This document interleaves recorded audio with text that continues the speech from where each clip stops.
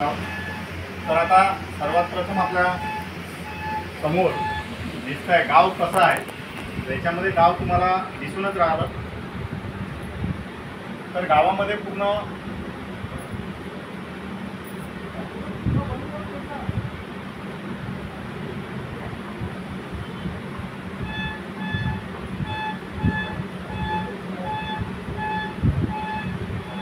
गावामध्ये पूर्ण 32 कॅमेरे आहेत.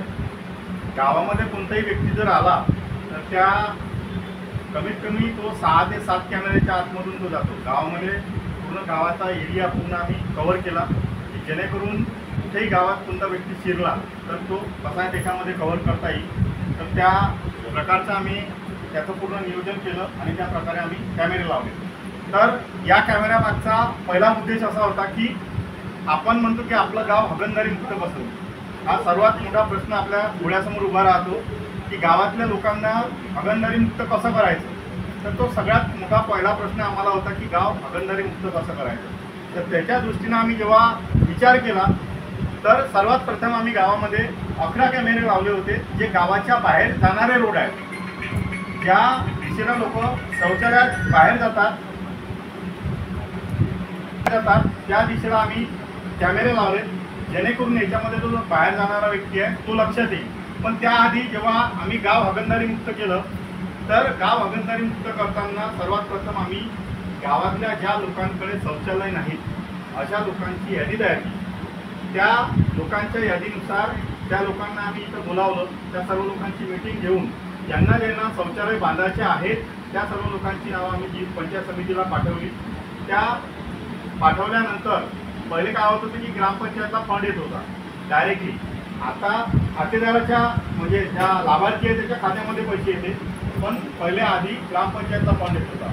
त्यानुसार जेव्हा आम्ही यादी दिली तर आम्हाला डायरेक्टली BDO साहेबांनी जेव्हा आमच्या खात्यामध्ये स्वच्छ भारत मिशनच्या खात्यामध्ये आम्हाला पैसे दिले होते आणि पूर्ण गावामध्ये आम्ही ज्यांच्याकडे शौचालय नाही अशा सर्व नागरिकांना आम्ही सर्व कुटुंबांना शौचालय बांधून दिले जेणेकरून जो बाहेर जाण्याचा विषय होता तो बंद होईल.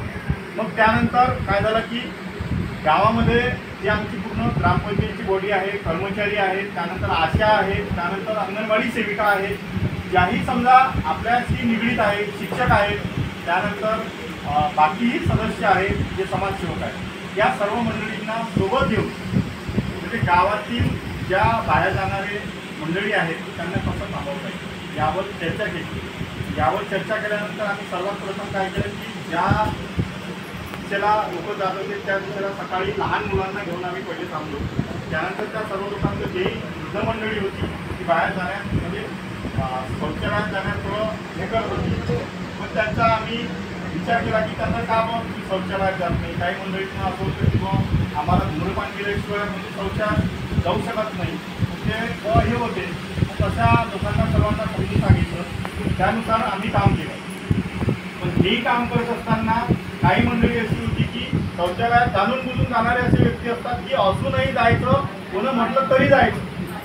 पण आम्ही कोणताही विरोध न करता त्यांना सर्वांना समजून सांगितलं की बाहेर शौचालयात गेल्यानंतर आपल्या घरी ती म्हणजे शौचालयात गेलो की शौचालयामध्ये आपल्या माशी राहते. बाहेर जर घेरा आलं शौचालय तर त्याच्यामध्ये जे माशी असते ती माशी आपल्या घरात येईल आणि घरात आल्यानंतर त्या माशीचे जे पाय आहे ते आपल्या अन्नावर बसेल आणि अन्नाचे मध्ये त्या जंतू जे आहे ते आपल्या पोटामध्ये जाईल. आपण जर पाहिलं की एक माशी आहे त्या माशीला पाय किती असतात? 6 पाय असतात, बरोबर. 6 पाय, एका पायाला कमी जास्त 6000 जंतू त्या एका पायाला समजा येतात. 6,36,000 जंतू ते बाहेरून घेऊन आपल्या अन्नामध्ये येतात. आपण काय करतो पाणी जे माशी भेटतो पहिले काय करते लोक वर्णात माशी बोलली काढून दिली त्यात पाणी टाकलं का जमलं, बरोबर ना. पण त्याच्यापासून काय होतं की रोगराई जी आहे ही रोगराई जी आहे ही वाढते. त्यासाठी मग ते शौचालयाला जाणारं जे आहे ते आमचं सक्सेस झालं. ज्या लोकांना आहे मग आम्ही टीम तयार केल्या. टीम तयार केल्यानंतर एका त्याला प्रत्येकाला आम्ही म्हणजे नाव दिलं की कोणत्या ह्याच्यात कोणती टीम राहील. त्या दृष्टीनं आम्ही काम केलं. आमच्याकडे कॅमेरा पण होता, साधा हँडिकॅप कॅमेरा घेतला आम्ही सुविधा. त्याच्यानंतर जेही लोक बाहेर जात होते त्यांच्या आम्ही डायरेक्टली शूटिंग करून मग ते पूर्ण बंद झालं. तर असं नाही कोणाला बोलून किंवा कोणाला टॉर्चर करून त्याच्यानंतर सगळं प्रेमाने आमचं गाव हागणदारी मुक्त झालं. आज जे गावात पहिली स्वच्छतेची मोहीम आहे ती आमची हगणदारी मुक्तपासून चालू झाली। त्यानंतर आम्ही म्हणजे काय केलं की 2016मध्ये आमचा पहिला जो आहे की गावात जी चळवळ उभी झाली 2016पासून ती झाली जलसंधारणाची। जलसंधारण करत असताना पहिले त्याआधी गावाच्या लोकांचं मनसंधारण केलं। गावातल्या लोकांना सगळ्यांच्या काही ज्याही अडचणी आहेत त्या अडचणी कशा सोडवल्या जाईल, प्रत्येक कुणी व्यक्ती आला तर त्या व्यक्तीला म्हणजे कोणती अडचण आहे ती सामंजस्यानं कशी सोडवता येईल याच्यावर आम्ही विचार केला आणि प्रत्येक नागरिकाची जी समस्या आहे त्या सोडवण्याचा आम्ही प्रयत्न केला। म्हणून गावामध्ये मनसंधारण झालं आणि मनसंधारण केल्यामुळं ही जी चळवळ आहे ही जलसंधारणाची चळवळ उभी झाली। तेव्हापासून पूर्ण गाव आमचं म्हणजे एकजुटीनं काम करतंय। पूर्ण गावातले नागरिक असो किंवा बाहेरची समजा मुख्याध्यापक असो, आशा वर्कर असो किंवा अंगणवाडी सेविका असो, या सगळ्या आमच्या म्हणजे असं कोणी नाही, सगळे टीम म्हणून काम करतात आणि सगळे टीम म्हणून काम केल्यानंतर कोणतंही काम असो ते काम आमचं पूर्ण केलं जातं। अशा दृष्टीने आमचा प्रवास चालू झाला। त्यानंतर हे झाल्यानंतर 2016-17मध्ये आपल्याला पहिलं सीट दिसतंय स्मार्ट ग्राम म्हणून दिसतंय प्रमाणपत्र। तर स्मार्ट ग्राम स्पर्धेमध्ये आम्ही भाग घेतला।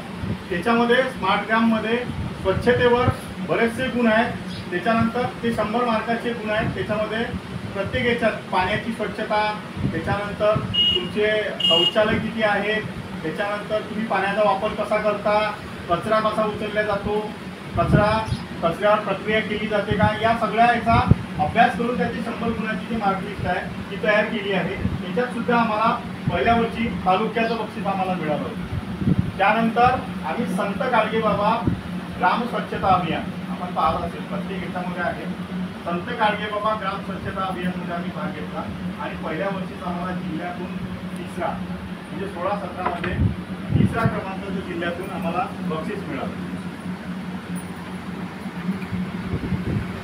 जिल्ह्यातून तिसऱ्या क्रमांकाचं बक्षीस आम्हाला मिळालं होतं। त्यानंतर परत दुसऱ्या वर्षी आम्ही भाग घेतला, त्यानंतर जिल्ह्यातून दुसरं बक्षीस आम्हाला मिळालं।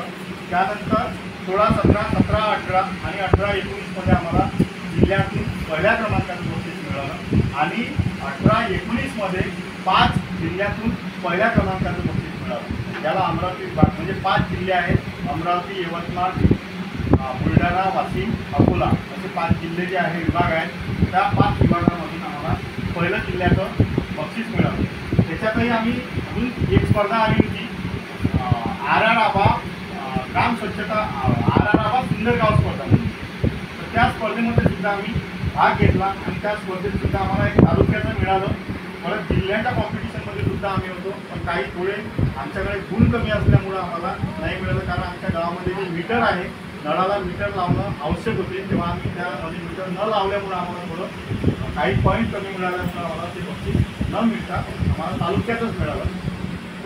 त्यानंतर आम्ही माझी वसुंधरामध्ये सुद्धा भाग घेतला। माझी वसुंधरा आमचा भाग घेतल्यानंतर आम्ही चांगल्या पद्धतीनं त्याच्यामध्ये काम केलं। माझी वसुंधरामध्ये 5 तत्व आहेत, अग्नी, वायू, जल, पृथ्वी असे जे 5 तत्व आहेत। तर त्याच्यामध्ये आम्ही काम केलं चालू म्हणजे मागच्या वर्षी घेतलं, पण मागच्या वर्षी आम्ही थोडं कॉम्पिटिशनमध्ये कमी होतो। यावर्षी सुद्धा परत यावर्षी भाग घेतला आणि यावर्षी चांगल्या पद्धतीनं त्याच्यामध्ये काम केलं आहे। तर त्याच्यात सुद्धा आम्हाला चांगल्या प्रकारचं बक्षीस मिळालं। त्याच्यानंतर आता